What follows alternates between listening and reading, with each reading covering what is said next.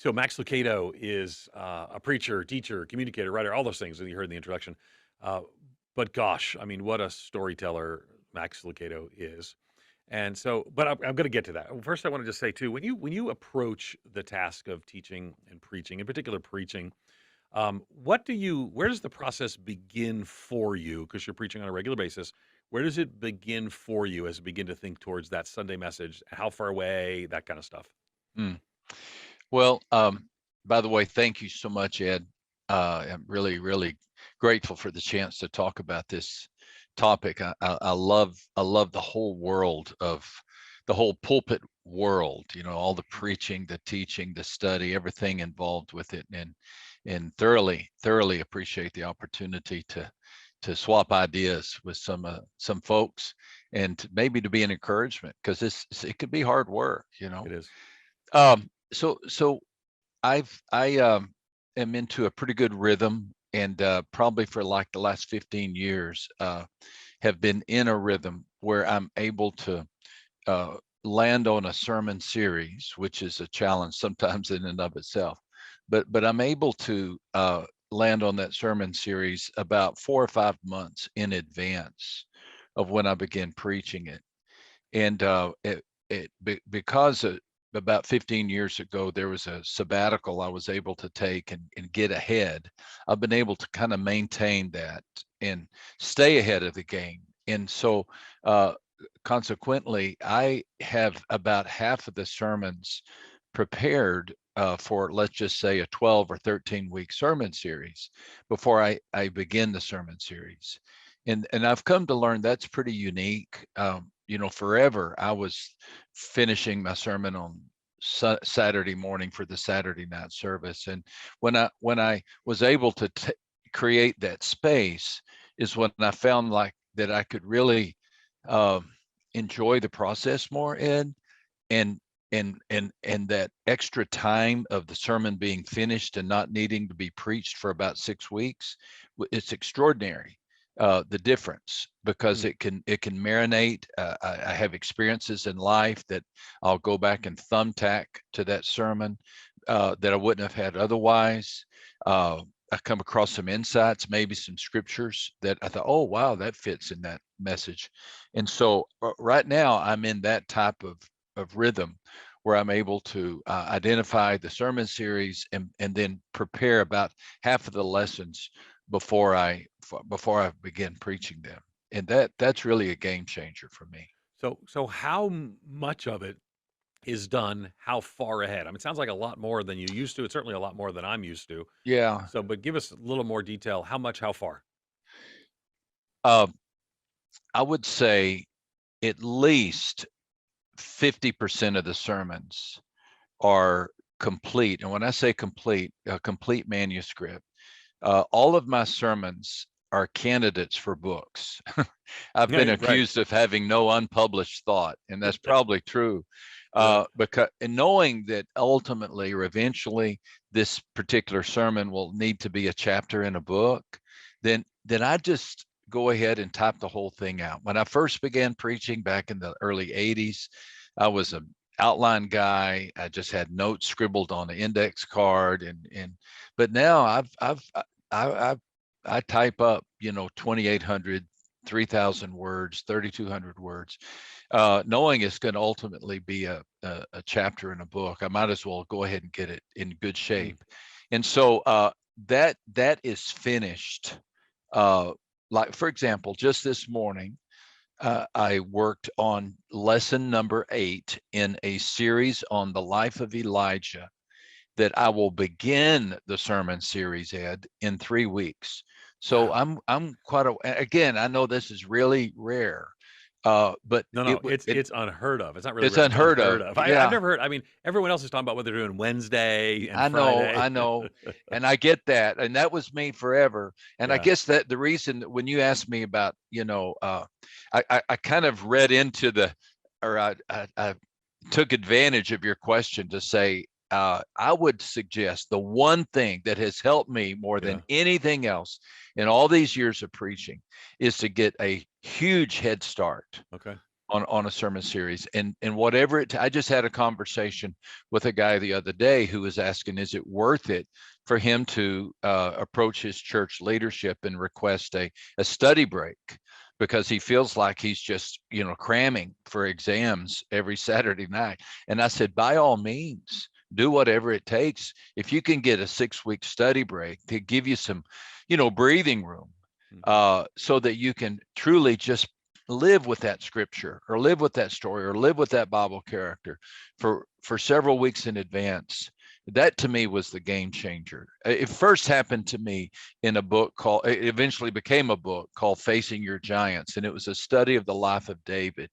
And this was back, I remember it sometime around 9/11, Ed, that I had a study break, and I used it to get way ahead on that sermon series. And I was stunned how more relaxed I was. Mm. Come Wednesday or Thursday before the weekend message, I had to go back and review it because it was so long ago that I'd prepared it. But boy, that spit and polish on Thursday and Friday was a delight. And I would go into the service on Sunday really feeling like I'd prayed over the message and prepared for the message. It's worth it, I believe. Yeah, it's fascinating because I would tell you I don't do that. I don't have the discipline to do that. But because so sometimes I'll preach a sermon. I'm 2 or 3 weeks out, and I'm 2 or 3 weeks of thinking of illustrations or things of that sort. And then 3 weeks after I preach a sermon, I would see would have been a great illustration for that. And if I had just prepared that 5 weeks earlier, I would have been able to include that in. So I can see why it just opens up a wide array of new things to say. Oh, this would fit.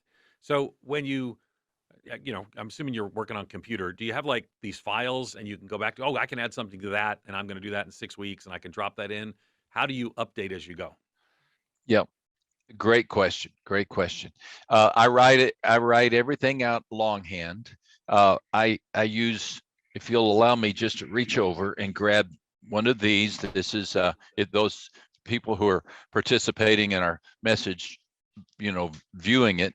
I use a flip tablet, and I write it out longhand, Right. double spaced, and I know after all these years how many of those pages will translate into, I get a 30-minute message, and how many pages I can write. It's about 22 of those, and that'll turn into a 30-minute message. And I hand that to my wonderful assistant who has learned to decipher my horrible handwriting. And she will enter that into the computer. And then from then on, I'm working from computer. And then when I have ideas, I'll go back to the computer and I'll add that story or add that scripture, but it's right there in the computer. And I organize it under a file like Elijah. There's a file that says Elijah, and then I number them. And I have pretty good recall as to what the key point is in each of those messages. And so if I come across a story, I can take that story and I can insert it into that sermon, and it seems to work. And can I just quickly add, I Please. realize what I just said is a bit of a luxury to many pastors. Okay. When I came to the church where I've served these many years, we were about a 300 or 400 member church, and I was the third person hired. I was there was a staff of 2 people, and then they hired me as a senior pastor, and then one of the 2 left. And so I didn't have a good track record.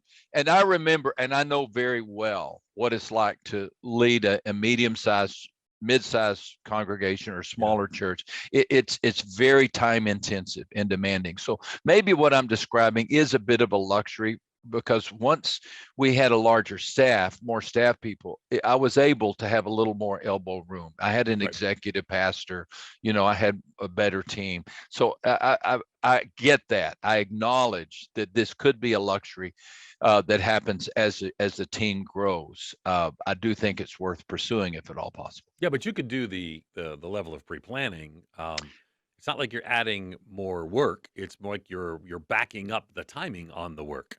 Yes, sir. So And that and in that seems doable.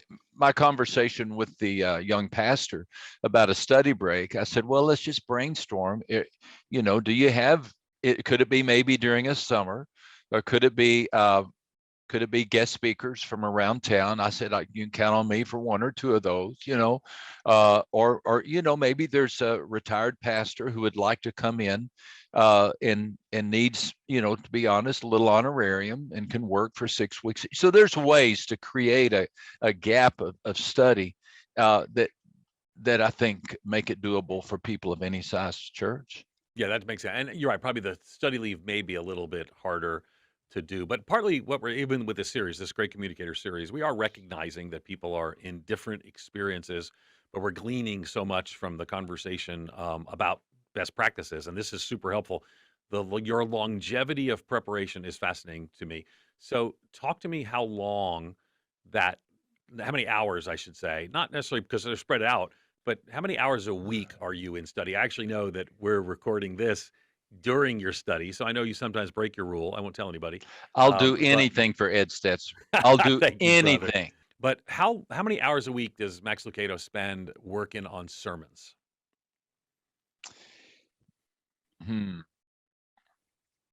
All day Monday is blocked for sermons.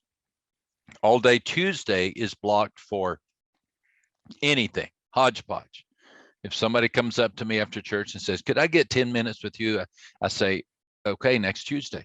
And we just squeeze them in. I mean, Right. it's like a run, Tuesday is my day. I mentally say, okay, I'm just here to do whatever needs to be done. Wednesday, I come back with another half day of study. And then Thursday is a full day of study. I really try to take Fridays off, but we all know I'm as guilty as others. If I've not done the work I need to get done, I'll use a Friday to do it. But I would say Monday, half day Wednesday, full day Thursday, so 2.5 days. And if I can get a good 2.5 days, I think I can prepare a message, that's pulpit worthy by God's grace for Sunday. 2.5 days, so 16, 20 hours. And we're hearing a lot of numbers around 10 to 15 to 20. I think yours might be on the higher end. And I wonder if a part of it has to do with the way you're preparing. I mean, you're in way, when I was younger, it was Chuck Swindoll would preach the sermon's book. And now it's Max Lucado, preach the sermon's book. And and I love that. We love talking to you about it because you've been a gift to the church, but that probably, I'm guessing, impacts some of I your think I preparation. think I think you're spot on there, Ed. I think knowing that this is eventually going to be presented to the publisher as an idea or a manuscript, or it's going to go to my editor, I think I just say, I'm going to put in the extra hours now and get it done. Yeah. Okay. So let's talk some about the structure of that preparation. So now we've talked some about the longevity. What does it look like, a Max Lucado message, when you're standing up there with your notes? How are the points laid out? How do you get to those points? How do you flesh out those points? Just walk us through what you do every week and help us get a picture of that. Thank you for that question. That's a really good one. I like to get a big idea for the sermon series, a theme that is a recurring theme. For example, with Elijah, and I use that as an example because it's on my mind. I landed on the theme steadfast. I've always loved that word, steadfast. It's just a good old English word, steadfast. And I believe of the many things Elijah teaches us, he teaches us how to remain steadfast when you're outnumbered. And in our world today, oh my goodness, do we not feel outnumbered? And so there's a lot of great parallels. So once I landed on that, and I will say that took, 3 or 4 days of reading through the story of Elijah, getting reacquainted and so forth. Then I go back and begin the working out each message. But my goal, Ed, and this is, I think, helpful. If the theme is a steadfast faith, then what does the story of Mount Carmel teach us about Elijah's steadfast faith? What does his retreat into the cave under in the Sinai desert when he's despondent and wanting to give up. What does that say to Lucado, or what does that say to our church about how to have a steadfast faith?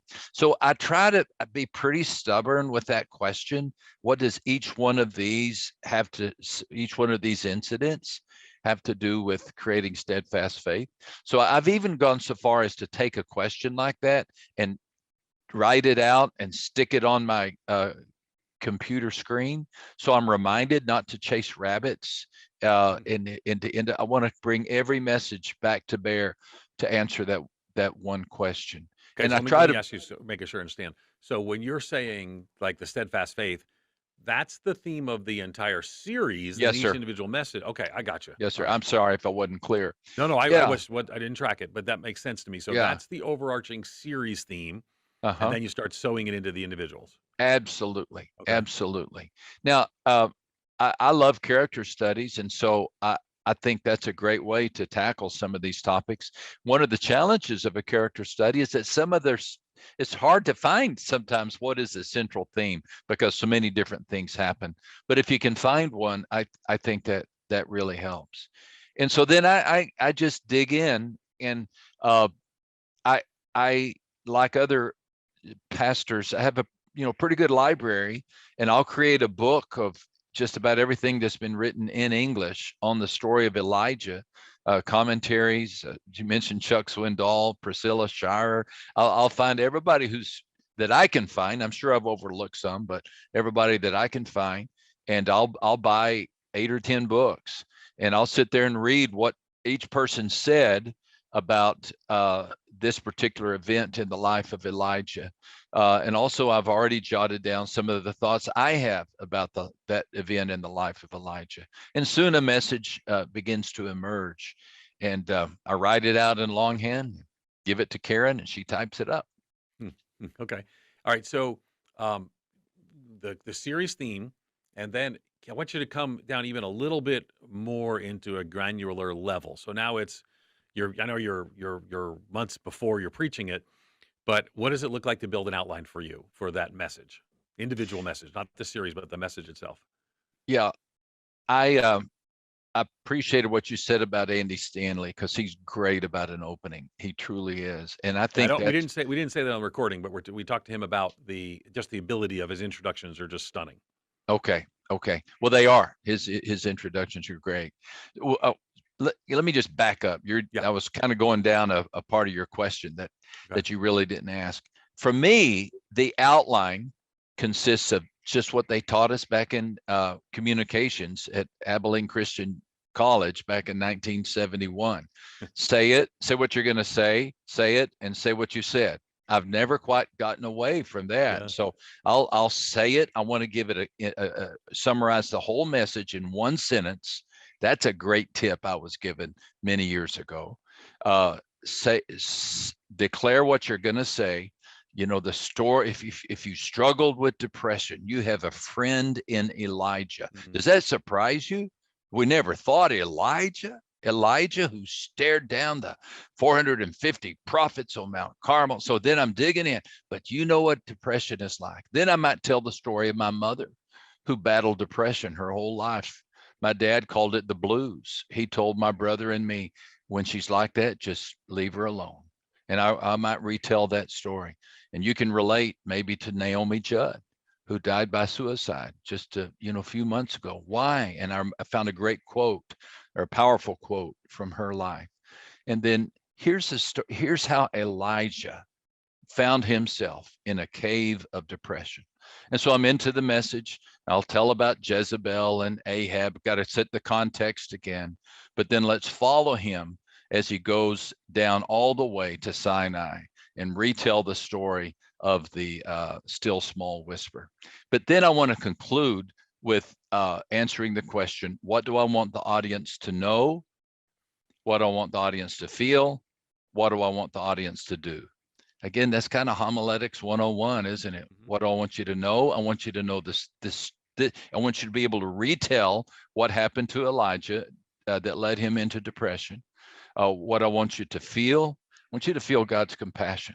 Look how God came after Elijah. Look how God pursued him. You're not alone. You think you're alone. You're stuck in a cave, but you're not alone. But what do I want you to do? Well, God told Elijah, go back, appoint Elisha. I have 7,000 more who have not bowed their knees to Baal.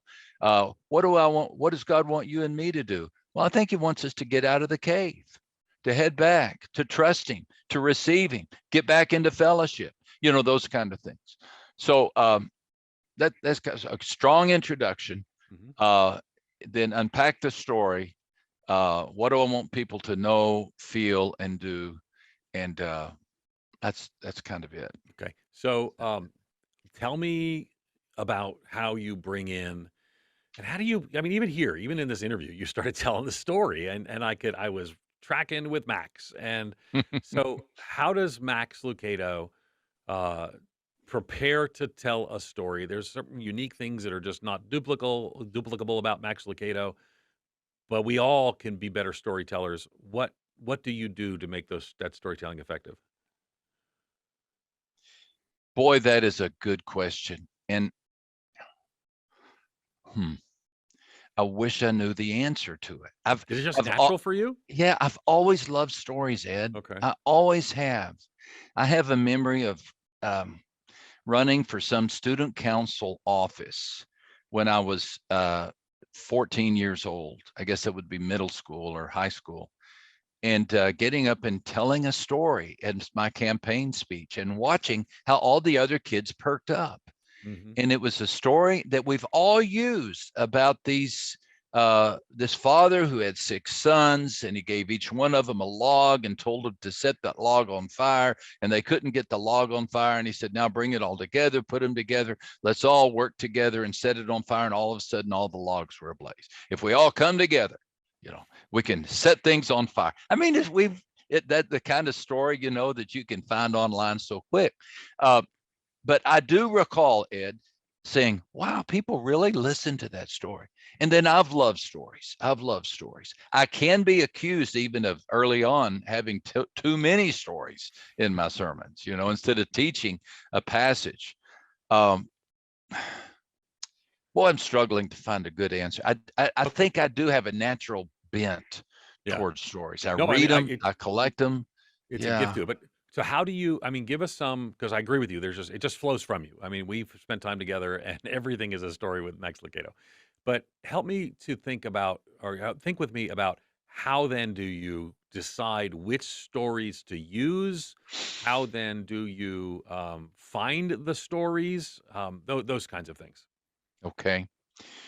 Um, I think the caveat is I have been guilty of a story being so good that it was going to go in that sermon no matter what point I was trying to make.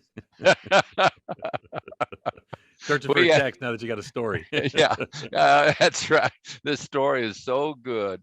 My 6-year-old granddaughter came running in the other day, and she said, 911, 911. And she was so cute. And she said, Max, her 4-year-old brother, my grandson, she said, Max is stuck and he can't get up. We live on 3 acres. And I thought, oh no, he fell in a ravine or something. So we ran outside, and as we're running, I said, Rosie, what happened? She said, well, he filled his pockets with rocks and his pants fell to his ankles. Well, I started chuckling, and sure enough, we get there, and the only thing separating Max from the pavement was his Spider-Man underwear, and he was squatted on the ground. He was crying, and I said, Max, stand up. And when he stood up, the pants stayed down, and sure enough, he'd placed rocks in all 4 pockets, and so I said, you want me to help you? And he said, yes. And so I went over and unloaded his pockets. And Ed, for the life of me, I was going to tell that story the following Sunday. I don't care what I was teaching on. I was going to tell that story. It was too good. And I didn't want to risk dying and going to heaven and not telling that story. No, I think I'm always on the hunt for a Yeah. story like that. I mean, that one illustrates so many different things, right? Right. Totally. I came out of that story and I said, what's keeping you from moving forward? What weight is holding you down? So here are 2 or 3 big ideas, I think, on stories. Yeah. Great stories are personal stories. There's no comparison. Great stories are personal stories. Personal stories can never be self-promoting. Hmm. They just can't. I think I see this in a lot of pastors, and I just want to take them to the side and say, hey, don't drop names. You don't try to sound impressive. The fact of the matter is, Ed, we're in such a unique position already. People call us reverend, or they call us pastor or vicar, and we already have a title that elevates us. And then we're either in a pulpit or next to a stand, we're on a stage, we're on a platform. So everything about us says we're high and you're low. We don't mean that to be the case, but it just is. We need to do everything we can to counterbalance that. So it's essential that we poke fun at ourselves. Hmm. And if we ever tell a story that that promotes ourselves, that Right. distances us from Right. the audience. Yeah. So I Yeah, think those two personal stories, stories that make fun of yourself, yeah. have fun with yourself. Don't take yourself so seriously. You don't have to impress anybody. And then also be honest about your own pain. Be Yeah. honest about your own pain.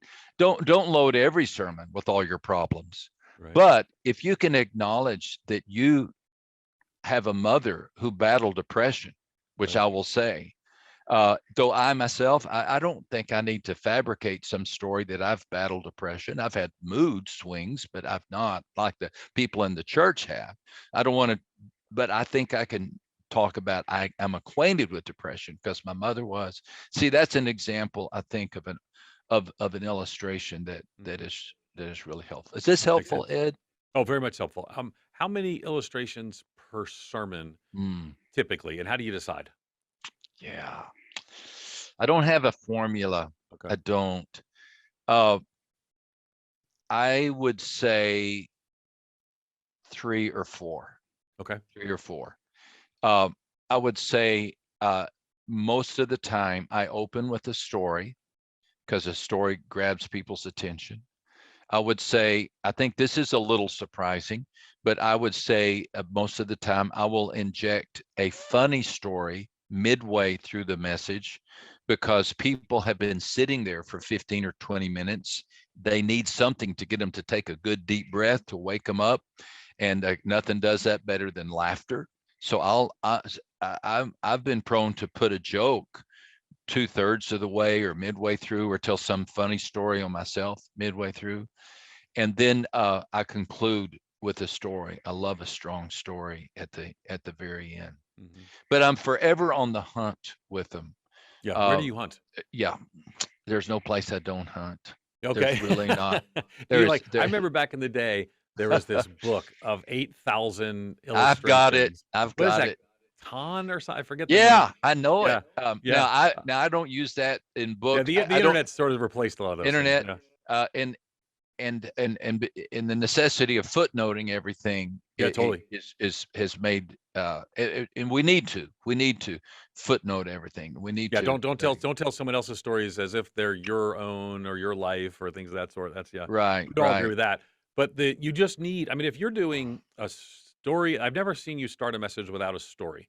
So, right. and I'm sure you have, but I've never seen you. So you start with a story, humorous story in the middle, key story at the end. That's 3 stories a message. That's or illustrations. We could call them illustrations or stories because Yeah, they're not always stories. So that's what is it? If we have 12, 13, 14 a month, yeah, that's yeah. that's a 100 a year. It's a And lot. to be honest, I mean, with Max Lucado's story building ability, people are going to remember if you reuse the story. That's a lot of illustrations. It's a lot to come up with, Yeah. and it's one of the most challenging parts, I think, of my teaching style. Now Yeah. there are people who are, what would the word be, Ed? More didactic, more Yeah. Sure. um, just tell the stick to the text, never deviate, tell what it says, history of the scripture, and so forth. And I try to do that more. Uh, I think we all land on our style, what works Mhm. best for us. But yeah, I consequently, because I so depend on stories, both for preaching and writing, I'm always on the hunt.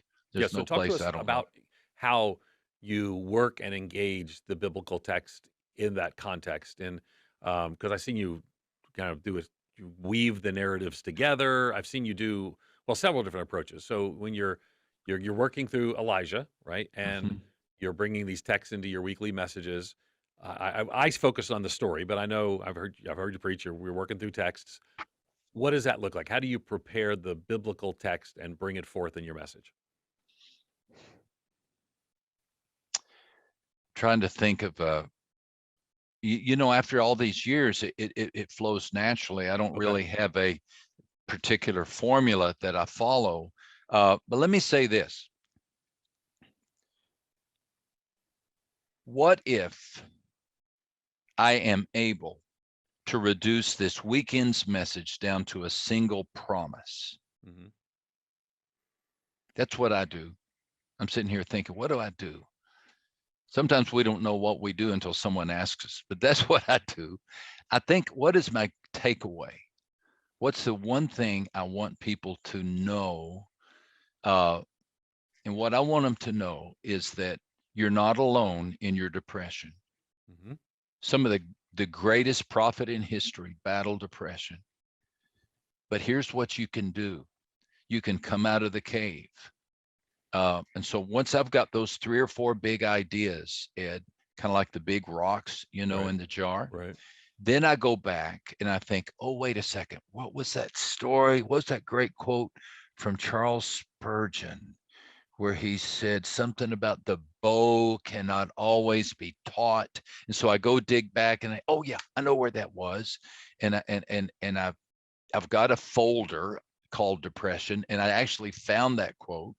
And in the process, I found another one from Martin Luther about, he said, if you're feeling depressed, go and hang out with your pigs rather than stay alone in your house. It's a great Wow. quote, Wow. but his point was get out Yeah. of the cave. And so Yeah. that's what I'm doing, Ed. I've got my promise. I've got my 2 or 3 points. Now I want to go back and adorn or decorate this sermon with illustrations or stories, whether out of my own life or ones that I can use from history. Okay. So, a lot of the challenge that for a lot of preachers is they love the Bible. They love to see God work among His people, but preachers and teachers sometimes struggle with um, the preaching being compelling. We've all seen sermons from people who love Jesus and who love the Word of God, and yet you went away saying, I don't really know that that moved anything." Yeah, And again, we can say with the Holy Spirit's job, and yeah. and, and I do think that it is in part the Holy Spirit's job. But how would you encourage maybe young or new preachers to build messages that are compelling, that draw people in? I mean, that's such a phrase I could use for you. You just draw people in. When I preached at your church, I was so nervous because you're like the master storyteller. I put in more stories, and even as I did more stories, I just watched your room just respond to you. So, how would you give advice for those young or new preachers to draw people in to find the message compelling so they want to apply it and live the word of God in their lives? 2 or 3 thoughts come to mind, Ed.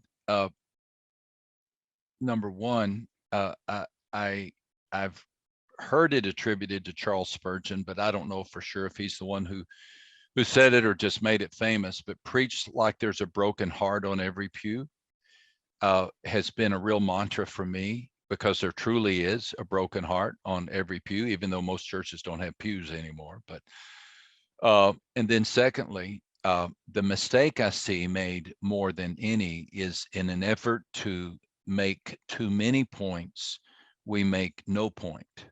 In an effort to say so much, we say so little. Uh, there is a story about a pastor's son, the son of a pastor, and the father requested that the son summarize in a telegram. This is back in the 100 years ago, but summarize in a telegram the sermon on Saturday night and send it to the father. And that was his way of teaching the son to there's nothing wrong with a long sermon, but Right. there is something wrong with a sermon that's trying to say too many points. What's Hmm. your main point? What's your main point? I have a great editor for my books, and she requires that I do this. She'll ask me to summarize the whole book in a sentence. And that's a challenge when you're studying, the life of Joseph. What's the summary of the Mhm. life of Joseph in a sentence? But that's a good exercise. And so I think preach like there's a broken heart on every pew. See if you can summarize your whole sermon in one sentence. And it's better to make 1 point well than 10 points poorly. So Mm. try to go a little deeper in that 1 point. Good communication is really saying the same thing, but from a variety of different ways. Mhm. Doing so with stories, doing so with poems. I still read poetry. I love to share poems or verses or telling history lessons. So it's saying the same thing, but just come at it because people hear things in a different way. Um, Yeah, and you some of the communicators talking to are very point driven. Point mhm, one, and point two, and you actually know there's like a pause and a pivot at that point. Um, you seem to have more turning points in your messages rather than those distinctly outlining things. How do you think about working through a 30 to 40-minute message so that there are waypoints along the way? mm, How would you describe it? mhm. Yeah. Yeah, there's an emotional ebb and flow to the sermon. I think you begin a sermon by wanting to become friends with your audience. Uh, Acknowledging there's a broken heart on every pew, acknowledging some people are in church and they don't want to be, acknowledging people are passing through tough times. What can I say to just put us all at ease, uh, and say, let's be friends. Let's just spend a few moments talking through this topic. Uh, and then I think it works, at least for me, Ed, to speak to the head for a few minutes Mhm, and then speak to the heart mhm, for a few minutes. Again, as long as we're talking about Elijah, let me tell the story about, here's our context. Remember, our hero has just come down off Mount Carmel, and he goes straight to Jezreel, and Ahab has to go report to Cruella de Vil, and she's going to get upset. So I'm giving I'm not trying to do anything except communicate, impart information there.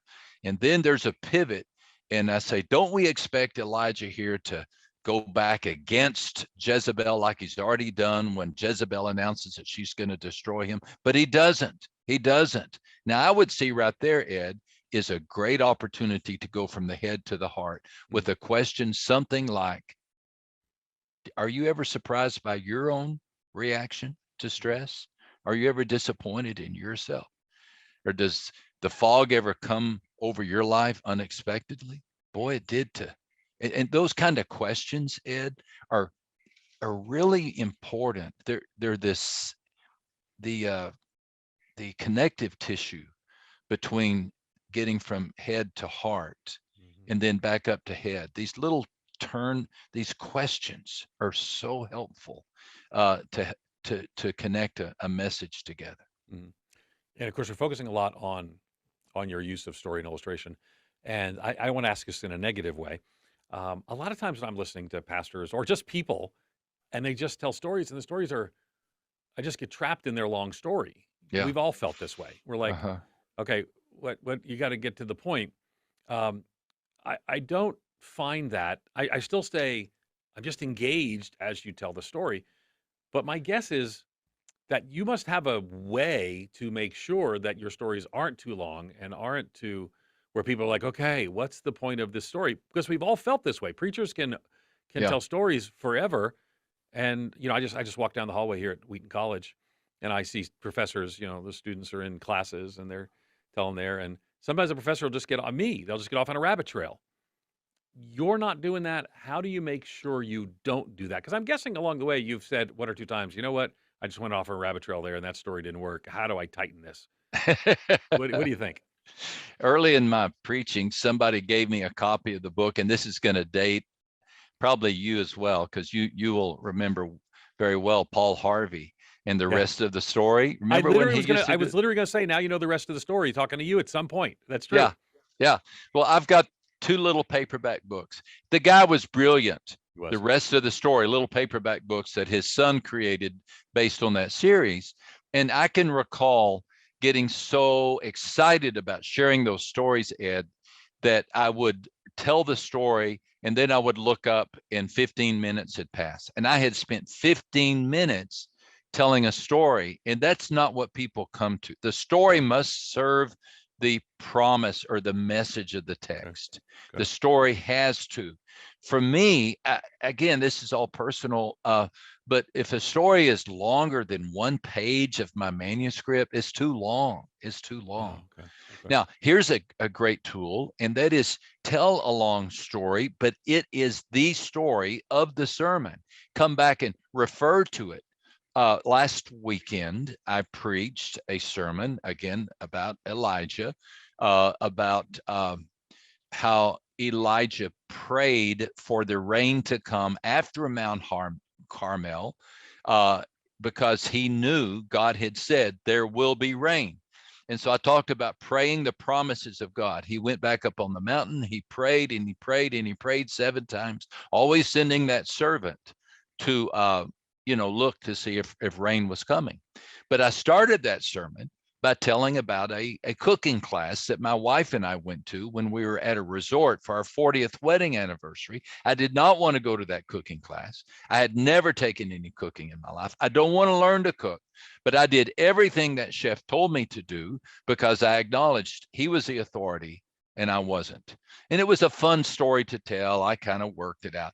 And I referred back to that story 3 times during that Mm. sermon, because I'd already told it. I didn't have to reacquaint them with the name of the chef, where we were. I'd already invested, 6 or 7 minutes telling the story. So I could go back and say, just like I did that day with the chef, remember, I trusted him. What if we do the same with our prayers? God has promised that if we come to him and ask him, he'll respond. I did that with the chef. I'm going to do that with God. Those kind of statements. So in that case, Ed, I would have to go back and look at the sermon, but I think that was the only story.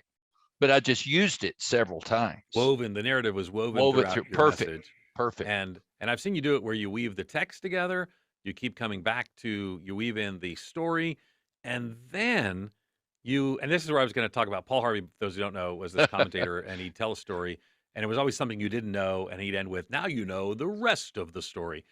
And Classic. you seem to often, maybe not often, but I've heard you do on more than one occasion. You start telling the story. The story's interesting. It ties into the text. It ties into the message. But then you do have a sense of big reveal at the end, like Paul Harvey. Now you know the rest of the story, and people are going, and then you bring in your main point to draw people to some response to the Lord or some action.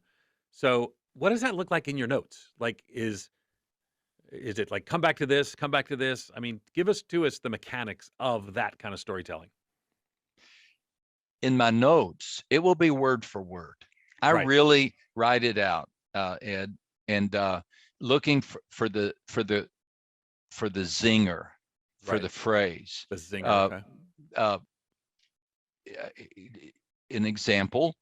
So I guess the best way for me to communicate this is to just keep using examples. But I was on a flight one time, and there was a fly buzzing around inside the plane, and it was driving we passengers crazy. Uh, and somebody turned to me and said, "Why does the fly fly on a flight?" It was just the greatest little line. So I started the sermon, and the sermon was about grace, Ed. So why is that fly flying on a flight? And I kept coming back to that. And that was a treasure. I mean, that little sentence there sticks with people so well. And I tied it in to the teaching of the Apostle Paul about grace. Why do we strive? Why do we work? The plane is going to support us. The plane supported the fly. The fly made no progress. He did not journey anywhere he wouldn't have anyway, but he was just buzzing around using all that energy. I don't know, maybe he was, thinking that he had to stay busy. And you can really milk a little story like that. But to me, finding that phrase, why does a fly fly on a flight, is pure gold. And so at the end of the sermon, I say, remember the fly. He was flying on the flight and he didn't have to. What about you? What about you and me? Why don't we sit down? Why don't we rest? And boom, you got it. But it'll take me quite a bit of time to find the right question, the right phrase, the right way to wrap that up.